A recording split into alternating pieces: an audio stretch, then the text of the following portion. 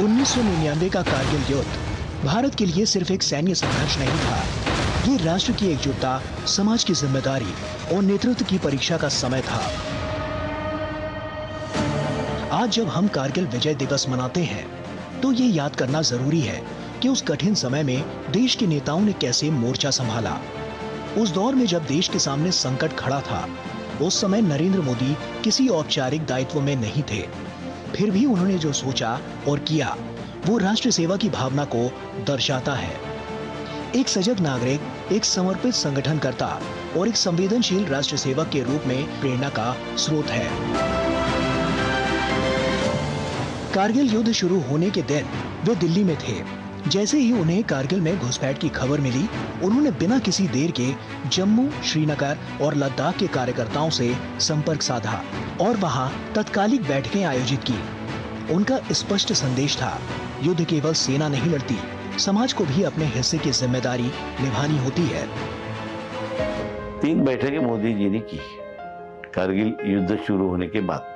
एक जम्मू में बैठक की, एक बैठक श्रीनगर में भी की और एक लद्दाख के कार्यकर्ताओं के साथ भी बैठक की। युद्ध लड़ने का काम तो जवान करते हैं, परंतु युद्ध में कार्य समाज की क्या भूमिका होती है, देश के नागरिकों की क्या दायित्व है, ये उन्होंने जो समझाया है लोगों को, बहुत ही उपयुक्त था। जम्मू कश्मीर में एक ट्रैफिक, ये जो रास्ता है श्रीनगर जम्मू का, ये हमेशा ट्रैफिक जाम होने वाला रास्ता है। ऐसा ट्रैफिक जाम न हो, इसकी भी हम लोगों ने चिंता करनी चाहिए। जवान युद्ध के लिए जा रहे, उनको किसी भी प्रकार का ऑब्स्टेकल पैदा न हो, इसकी चिंता हम सब लोगों ने करनी चाहिए। कारगिल युद्ध के बीच नरेंद्र मोदी और प्रेम कुमार धूमल जी सैनिकों का हौसला बढ़ाने के लिए श्रीनगर पहुंचे। वहां से अगली सुबह वे हेलीकॉप्टर से सीधे युद्ध क्षेत्र की ओर रवाना हुए। मोर्चे पर पहुंचते ही उन्होंने हिमाचल, उत्तराखंड और हरियाणा जैसे राज्यों के जवानों से बातचीत की और जरूरी सामग्री भी भेंट की। उसी दौरान जब अटल बिहारी वाजपेयी का ये सख्त संदेश पहुंचा कि जब तक एक भी घुसपैठिया बचा है, युद्ध जारी रहेगा, तो सैनिकों में एक नया जोश भर गया। युद्ध के बीच भी नरेंद्र मोदी ने हर बातचीत में गंभीरता और सच्ची संवेदना दिखाई। वापसी में 5 जुलाई को वे अमरनाथ गुफा पहुंचे, जहां ईश्वर के सामने शीश नवाने के बाद उन्होंने उन वीर सैनिकों से भेंट की जिन्होंने टाइगर हिल पर फतह हासिल की थी। ये यात्रा एक राजनीतिक औपचारिकता नहीं, बल्कि एक राष्ट्रभक्त का कर्तव्य था। 2 जुलाई 99 को देश के प्रधानमंत्री अटल बिहारी वाजपेयी जी सीमा पर जाकर सैनिकों का हौसला बढ़ाकर आए। मोदी जी ने कहा, धूमल जी क्या हम भी चल सकते हैं? तो हमने संभावनाओं का पता किया। 3 जुलाई को पता लगा कि हम जा सकते हैं। हम हेलीकॉप्टर में बैठे और कारगिल चले गए। कारगिल जब हम लैंड किए तो गोले बरस रहे थे और गोलाबारी से बचते बचाते हम मोर्चे में पहुंचे। बहुत बड़ा मोर्चा था। हमने सामान बांटा, वापस हम श्रीनगर आए और जब हम वापस आए थे कारगिल से, तो रास्ते में हम अमरनाथ गुफा के पास लैंड किए। तो तब गुफा खुली नहीं थी, हमने वहाँ माथा टेका। उसी समय वो सैनिक जिन्होंने कारगिल टाइगर वापस लिया था, वो भी वहीं आए थे। वो हमें मिले। मोदी जी ने एक हथियार लेकर उसको देखा कैसे चलाते हो। युद्ध के दौरान नरेंद्र मोदी स्वयं कारगिल पहुंचे। ये समय युद्ध का सबसे निर्णायक मोड़ था और दुश्मन के हमले से पहले ही 3 हेलीकॉप्टर गिराए जा चुके थे। इसके बावजूद वे सैनिकों से मिलने गए, मोर्चों का निरीक्षण किया और उन्हें मनोबल प्रदान किया। उनका ये दौरा केवल एक औपचारिकता नहीं था, बल्कि राष्ट्र प्रेम की एक जीवंत मिसाल थी। कारगिल यात्रा के दौरान उन्होंने एक सैनिक से मुलाकात की। जब नरेंद्र मोदी ने उनका हाल पूछा, तो सैनिक ने कहा, दर्द तो है, लेकिन जब तिरंगा लहराता है तब दर्द महसूस नहीं होता। ये एक वाक्य नहीं, बल्कि उस सैनिक का गर्व, बलिदान और प्रेरणा की गूंज थी, जिसे नरेंद्र मोदी ने जीवन भर के लिए आत्मसात किया। वो कारगिल में 5 जुलाई को आए, जवानों से मिले, उनके साथ फोटोग्राफ लिए अधिकारियों को मिले, लड़ाई का जायज़ा लिया और उसके बाद श्रीनगर भी गए दराज से होते हुए, और श्रीनगर में जो हमारे घायल सैनिक थे उनको वहां पर वो मिले। नरेंद्र मोदी की प्रेरणा पर भारतीय जनता युवा मोर्चा ने एक विशेष स्मारिका तैयार की, जिसमें युद्ध में शहीद हुए सैनिकों की जीवन गाथा और चित्र संकलित किए गए। इस कार्य में देश भर के कार्यकर्ताओं ने भाग लिया और बिना किसी सरकारी सहायता के ये कार्य पूरा किया गया। नरेंद्र मोदी की लिखी एक प्रभावशाली कविता भी इस स्मारिका का हिस्सा बनी, जिसे बाद में उन्होंने राष्ट्रीय कार्यकारिणी की बैठक में वितरित किया। जो भी सैनिक कारगिल वॉर में शहीद हुए, उनका जीवन परिचय हम इकट्ठा करके लाए। सबके हमने डिटेल गया अपने प्रदेश में युवा मोर्चा के कार्यकर्ताओं की, हर जिला से, हर मंडल से, जहाँ जहाँ जो लोग शहीद हुए उनका जीवन परिचय लेकर के आए। फिर हमने एक स्मारिका एक छापी, एक सुवनीर छापा उनके चित्र सहित, उनका जीवन परिचय, और मोदी प्रेरणा से कि हम सरकार से कुछ नहीं लेंगे, सरकार हमारी थी। हमने सरकार के किसी भी उपक्रम से हमने एक ऐड तक नहीं लिया। भारतीय जनता युवा मोर्चा ने मोदी प्रेरणा से, और माननीय जयराम ठाकुर जी हमारे प्रदेश अध्यक्ष हुआ करते थे, उनके नेतृत्व में हमने बहुत अच्छी स्मारिका वो छापी, और जिसका नरेंद्र मोदी ने हमारे को बहुत शाबाशी दी। उसमें नरेंद्र जी कविता भी छपी थी।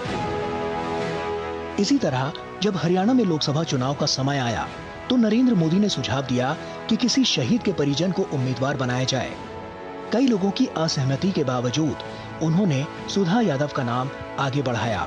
उनके पास संसाधन नहीं थे, अनुभव भी नहीं, लेकिन नरेंद्र मोदी ने कार्यकर्ताओं को जुटाया, संसाधनों की व्यवस्था की और एक नई राजनीतिक शुरुआत को साकार किया। मोदी ने खुद अपनी जेब से चुनाव के लिए दान देकर उदाहरण प्रस्तुत किया। उन्होंने कहा कि जब मैं घर जाता हूँ, माँ थोड़े पैसे जेब में डाल देती है। जब कोई अच्छा काम याद आता है तो उन्हीं पैसों से योगदान करता हूँ। इस एक भावनात्मक क्षण ने कार्यकर्ताओं के मन को छू लिया और देखते ही देखते 7 लाख रुपए एक ही बैठक में एकत्रित हो गए।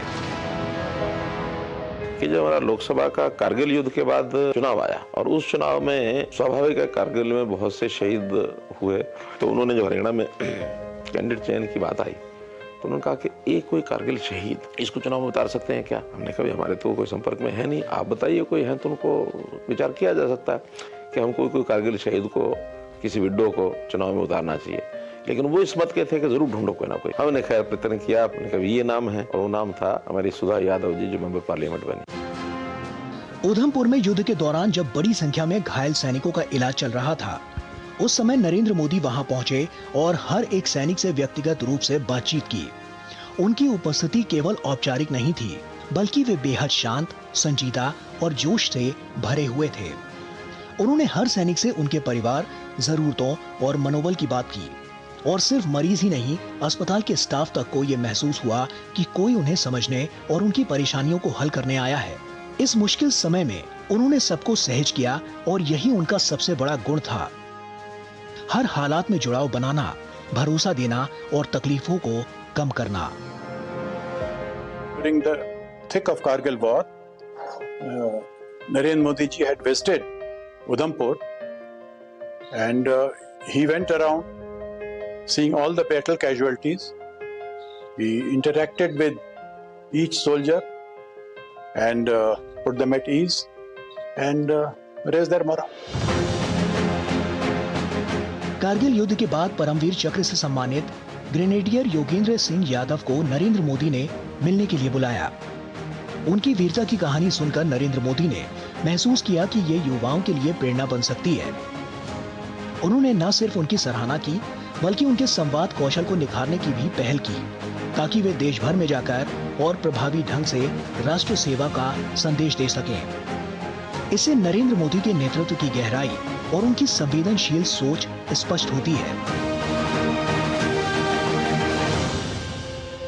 In the Kargil war, there were a few Paramveer Chakras which were awarded to, which is the highest gallantry award the country can give in peace and war times.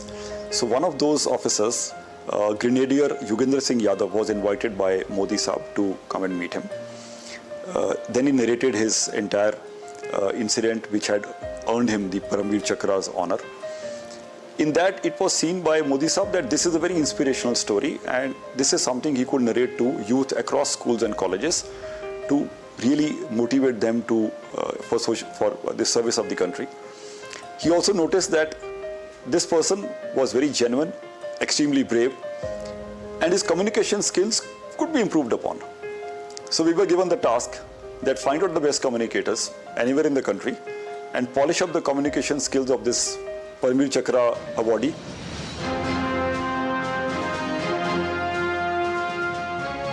इन सभी घटनाओं से ये साफ झलकता है कि नरेंद्र मोदी की नेतृत्व शैली सिर्फ रणनीतिक सोच तक ही सीमित नहीं थी, बल्कि उसमें जन भावनाओं की गूंज, सैनिकों के आंसुओं की पीड़ा और राष्ट्र के प्रति अद्वितीय समर्पण भी शामिल था।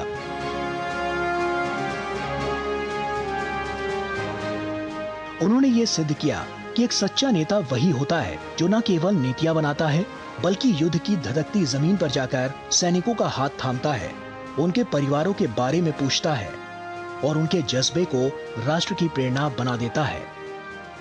मोदी का योगदान उस समय केवल एक राजनीतिक प्रतिनिधि का नहीं था, बल्कि एक संवेदनशील राष्ट्र सेवक का था, जिसने न सिर्फ मोर्चे पर खड़े जवानों को बल्कि हर नागरिक को यह एहसास दिलाया कि राष्ट्र सेवा सिर्फ बंदूक उठाने से नहीं, दिल जुड़ने से भी होती है।